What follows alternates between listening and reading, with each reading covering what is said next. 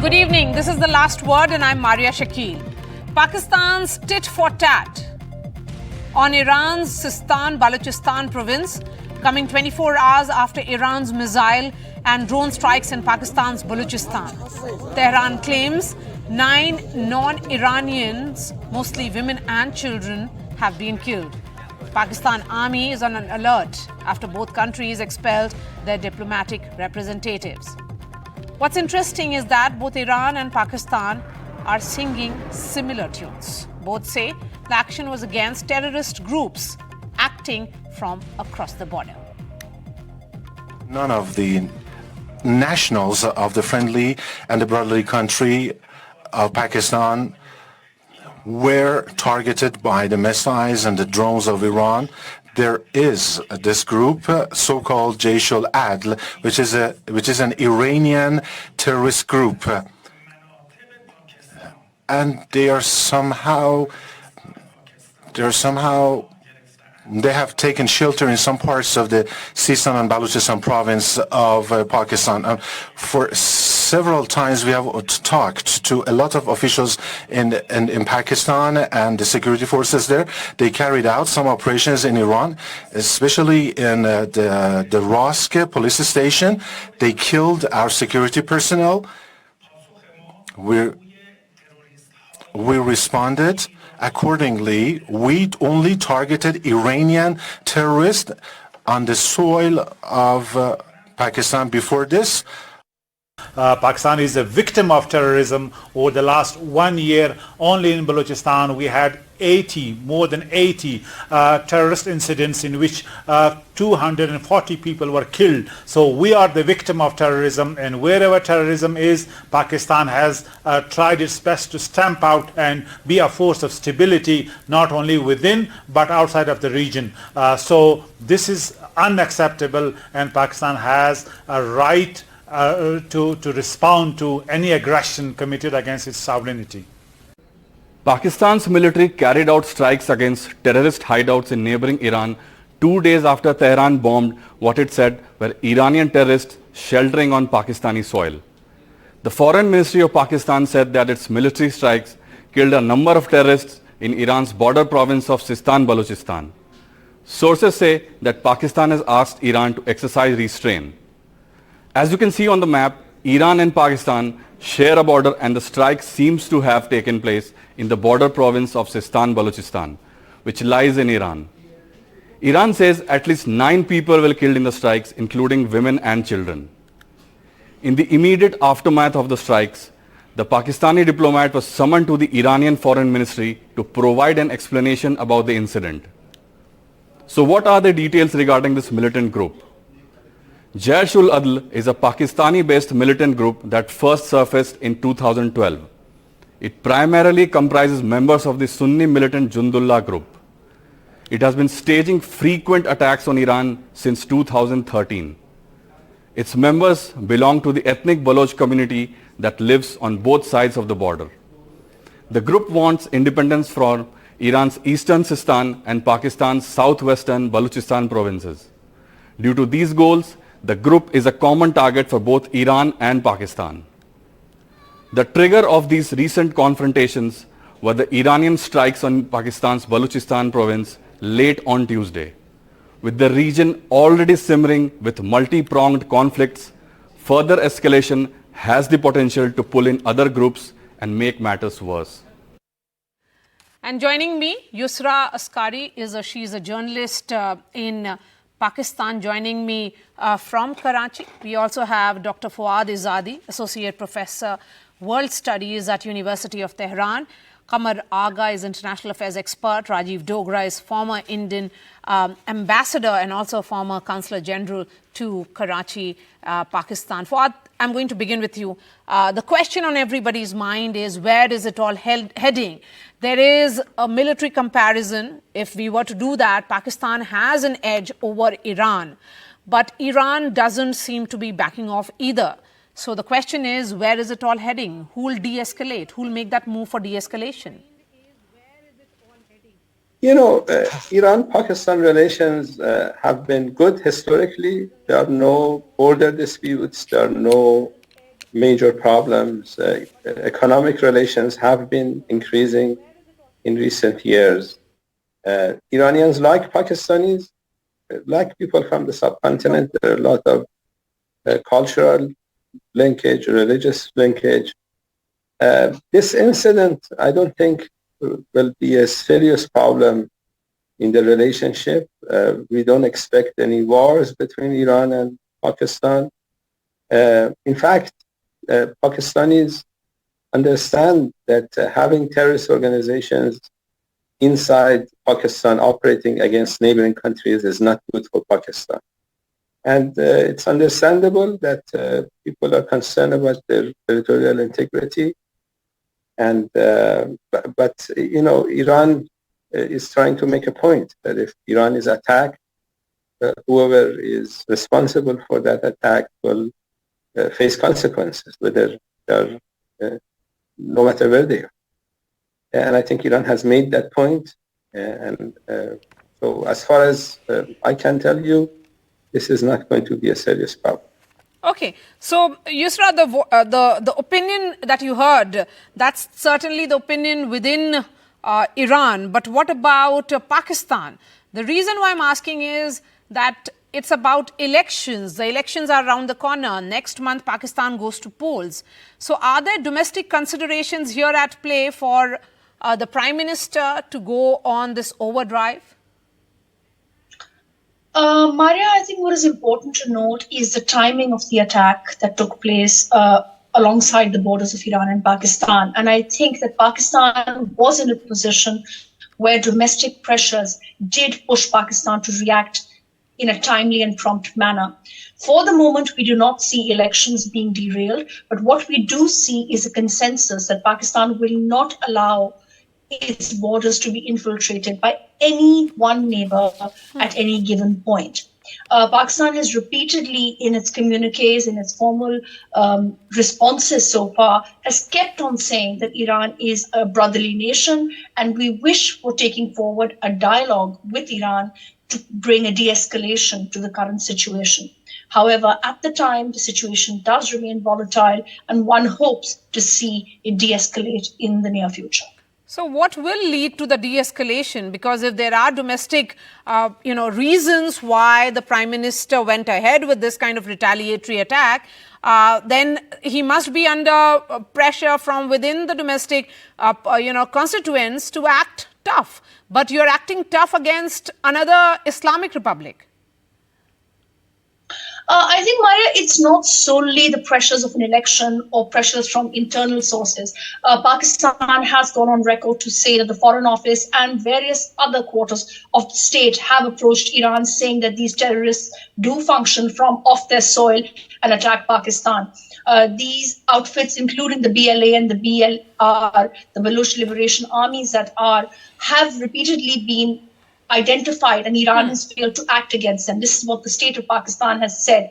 But for the moment, what is important for there not to be another flashpoint in the region, for there to be a steady de-escalation. Neither Iran nor Pakistan can afford this tussle at this point. Wars have no winners, only losers. And I think it is important to know that jingoism is not the way ahead. We need to de-escalate the temperature. But what is clearly evident here, Ambassador Dogra, is that there is no jingoism per se that is coming from both the leadership.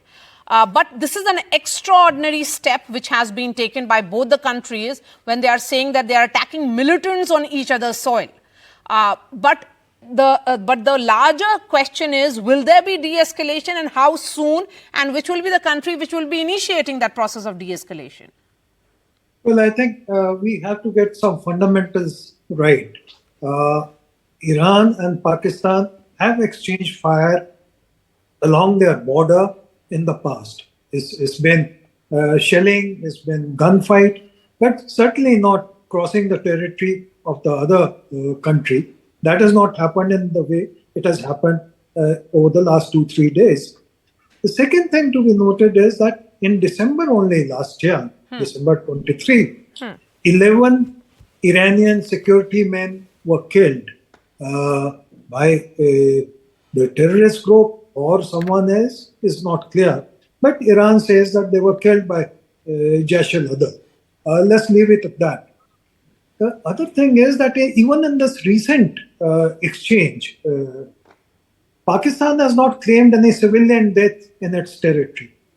Pakistan has also not denied that camps were destroyed by Iranian attack. Whereas Iran claims that of the 9 people who were killed, 2 were children, 2 or 3 were women. So obviously, the Pakistani attack resulted in civilian deaths. So the resentment on the Iranian side, I think, should naturally be a lot more, because they are not combatants in the sense that that the people in Pakistan who were killed were supposed to be terrorists or whatever. As to your question, whether it will escalate or can it de-escalate, I think in any conflict situation, it will not be correct to guess as to what the next step is going to be. Let us also not forget that Pakistan took its action because of the public pressure. Whether they are admitting it or not, there was public pressure, and that is why Pakistan went on to tell its media and social activists that do not even mention that Iran has attacked us in Baluchistan. So obviously they are aware of the sensitivities, and these sensitivities become even so greater if it is when you have public elections. pressure, given the fact that the elections are going to take place, next month, Qamar Aga, I want to understand from you then, as far as diplomatic standoff is concerned between the two countries, it's really, really at a point where they have recalled ambassadors from each other's nations. So, and this is also coming at a time when there was almost a second level communication between the two countries, both at civilian and military levels. Then there is this escalation which has happened. Whose purpose is it really serving? You see, this, as Ambassador Dogra has mentioned, this is a perennial problem, and it will continue to recur, as long as these militant camps are operating in Pakistan.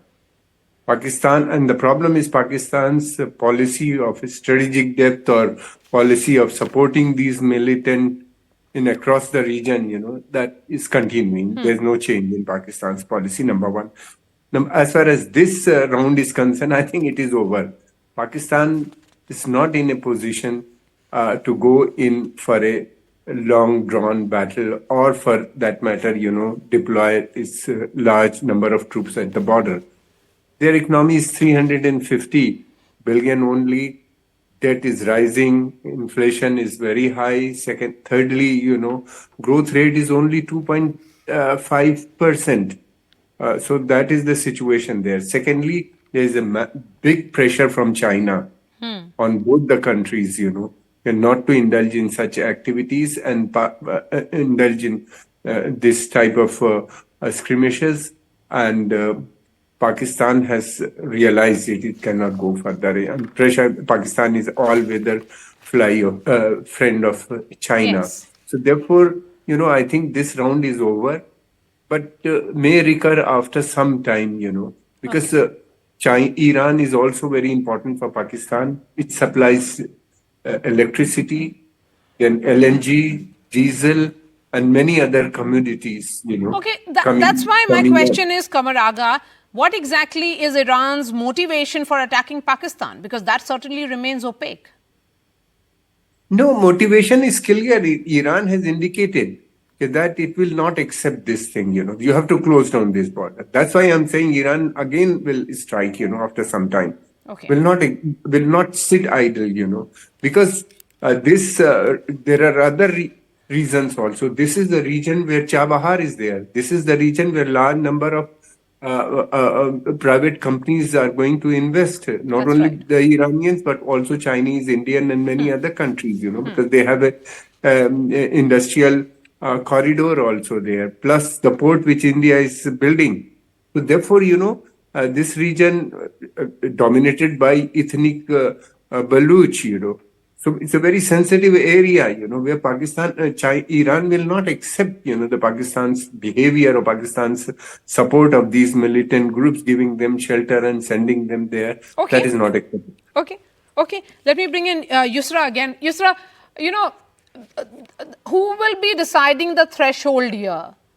Because one does get a sense that US is, because it has been an ally of Pakistan, does it decide the threshold here? I personally feel that the threshold is yet to be decided. How things will pan out the next 24 hours or 48 hours might be further to tell us.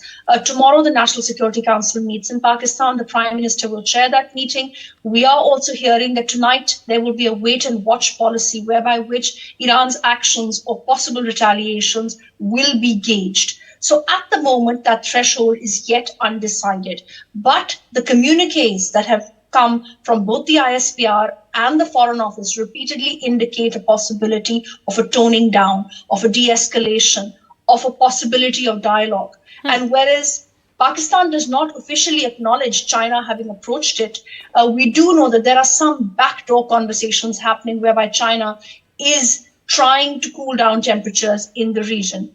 Ambassador Dogra did say there were no civilian casualties reported in Pakistan post the attack. I would just like to correct him by saying there were 2 children killed and 3 others injured. Also, the possible notification that he's referencing with regard to the media being silenced, that was factually incorrect. It is a fake notification doing the rounds on social media. So at the moment, the situation remains fairly murky, fairly fluid, but both quarters do know that there needs to be a steady de-escalation because neither country at this point is in a situation where a full-fledged war can be waged. Dr. Izadi, let me ask the same question.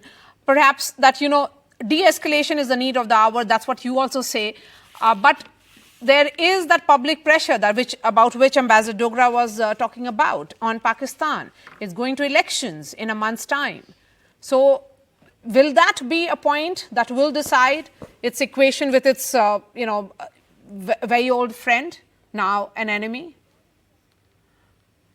I think Iran is trying to reduce tensions. It's not good for the region to have a confrontation between Iran and Pakistan.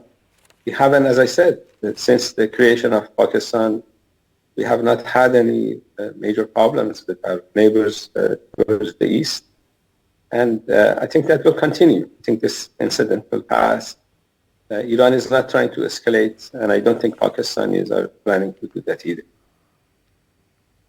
But why is there larger fear of both these countries? Because can there be some kind of trigger from these countries? Let's not forget that these are nuclear powers that we are looking at. I think talking about the war between Iran and Pakistan is premature. I don't see any evidence for it. I don't think the leaders of both countries are interested in that. Iran needed to respond to a terrorist organization that had attacked and engaged in an operation inside Iran. That's what Iran needed to do. Iran did that. That's finished. And I don't think Pakistanis would want to confront Iran. The leadership in Pakistan, I think, is intelligent enough, capable enough to realize that fighting a neighbor is not good for Pakistan. Okay, Dr. Izadi, my last question, because what is being said is that the genesis is an old Shia-Sunni conflict. Would you please put that in context for our viewers? This is not a Shia-Sunni conflict. Iran, as you know, has been the main supporter of Hamas. Iran is accused of supporting Hamas, and Iran is proud of supporting Hamas. It's one accusation that Iran is fully accepting. And Hamas is a Sunni organization. Palestinians are Sunnis.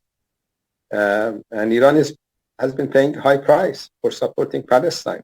All the sanctions, all the difficulties that Iran has with United States comes from this fact. In fact, American officials have said this repeatedly, that if Iran stops its support for Palestine, all the sanctions that Iran is facing will go away. In fact, Iran's relations with Pakistan and India will improve because of one obstacle we have are these sanctions. But Iran has decided, I think rightly, to support the Palestinian cause without being concerned about the fact that Palestinians are Sunni. So Iran's foreign policy is a little bit more complicated than just supporting Shias or supporting Sunnis. The general principle is supporting the oppressed. That's why Iran's relations with Latin American countries that are opposing American hegemony is quite good, and they are not even Muslim, they're Christians.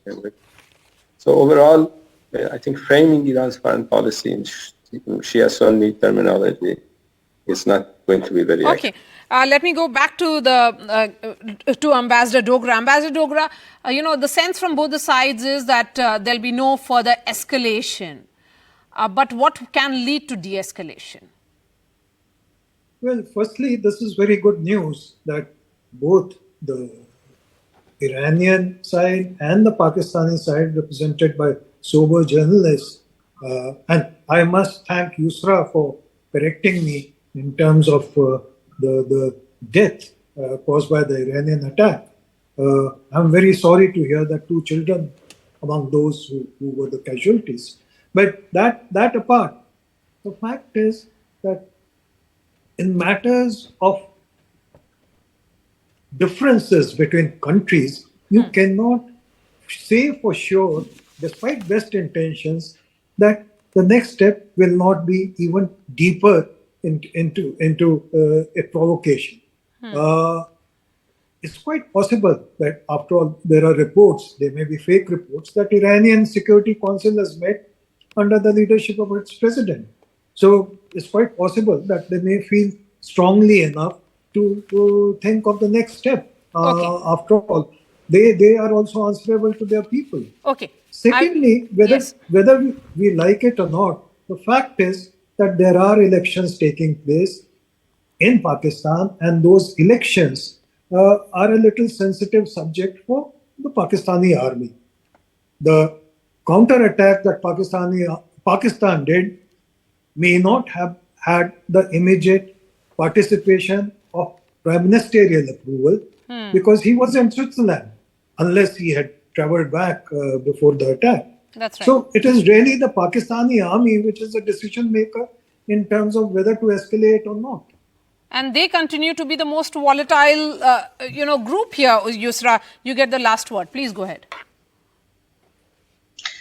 I think across the board, one hopes that this de-escalates soon enough, but Pakistan's elections are certainly a situation that one does need to watch closely. And what this attack or reciprocal kind of exchange of fire has done on either side of the border, predominantly in Pakistan, is served to unify political parties that were otherwise rallying differently or against one another or against various arms of the establishment. So at the moment, there needs to be some sort of quelling of temperatures regionally, but also within Pakistan, the need to head towards those elections is immediate, which is recognized both by the political parties and the establishment in power at the time. Yusra, appreciate your time, Dr. Izadi Kamaraga and Ambassador Dogra. A story we'll continue to track very closely because the situation seems to be certainly very, very volatile. Will it really spiral out of control? That remains to be seen.